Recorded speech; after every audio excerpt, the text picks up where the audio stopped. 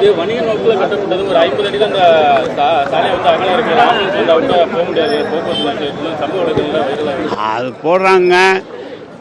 ஸ்ரீரங்கத்தில் நீண்ட நாள் கோரிக்கை மாண்புமிகு தமிழக முதல்வருக்காக சிறப்பு நிதி கொடுத்து ஏற்கனவே எங்கெல்லாம் மின்சாரத்துறையின் சார்பாக டிரான்ஸ்ஃபார்ம்ஸ்லாம் இருந்தது. டிரான்ஸ்ஃபார்லாம் எடுத்துகிட்டு ஏற்கனவே 30 அடி தான் இருந்தது. இப்போ 50 அடி சாலையாக மாற்றிருக்கிறோம்.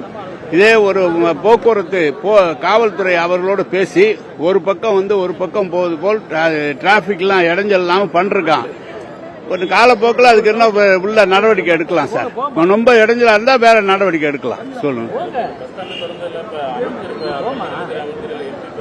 இல்ல இந்த ஊர்ல அது இல்லைங்க, அதெல்லாம் இல்ல. அவர் நேரத்தெல்லாம் அவர் இல்லா போட்டு அவர் பேர்லாம் போட்டிருக்கு. நீ இந்த இந்த தொகுதியினுடைய சட்டமன்ற உறுப்பினர், இது ஸ்ரீரங்க மாநகராட்சி, அதனால பண்ணிருக்க. அது எதுக்கு நீ போய் இது நான் அவருக்கு என்ன வேணாண்ணா, எங்களுக்கு வேணாண்ணா இருக்கு.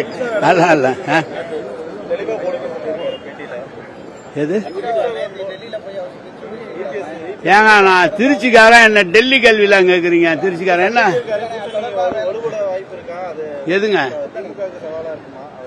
சார்?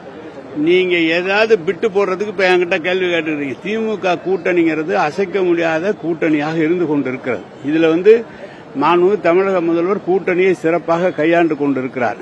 ஒருவர் தடவை சேர்றாங்க, இப்ப சேராம போறாங்க, இப்ப சேர்றாங்க. நேற்று கூட எங்ககிட்ட கேட்டாங்க. அவங்க எல்லாம் சேர்ந்து இருந்த போதுதான் இந்த ஆட்சி வந்தது. அதனால நாங்க தலைவர் அவர் என்ன முடிவெடுத்தாலும் சரியா இருக்கு சார். தெரியல, அதெல்லாம் முதலமைச்சர் செய்யறது. நான் தலைவர், கழக தலைவர்ல செய்ய நம்ம எல்லாம் ஒன்று செய்யல. யாரு சொல்றாரோ வேட்பாளர் அவருக்கு பணியாற்றுவதுதான் எங்களுடைய வேலை. அதான் வந்துகிட்டு இருக்கேன். அது செய்வாங்கல்ல சார். தேர்தல் வருது, அவங்க செய்வாங்க சார். அதெல்லாம் செய்வாங்க.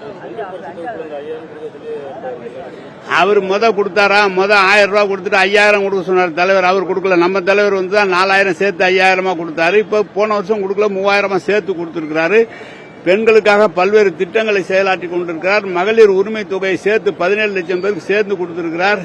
உயர்கல்விக்கு பணம் படிக்கிறதுக்கு 1000 ரூபாய் வீதம் கொடுத்துட்டு இருக்காரு. எல்லா வேலையும் கொடுத்துட்டு இருக்காரு. அவங்க 5000 கொடு 10,000 கொடுன்னா அவங்க தான் அவங்களால முடியல. நாங்க செஞ்சிருக்கோம், அதையும் அவங்களால ஏத்துக்க முடியல. அதுக்கான பேச்சுவார்த்தை நடந்து கொண்டிருக்கிறது.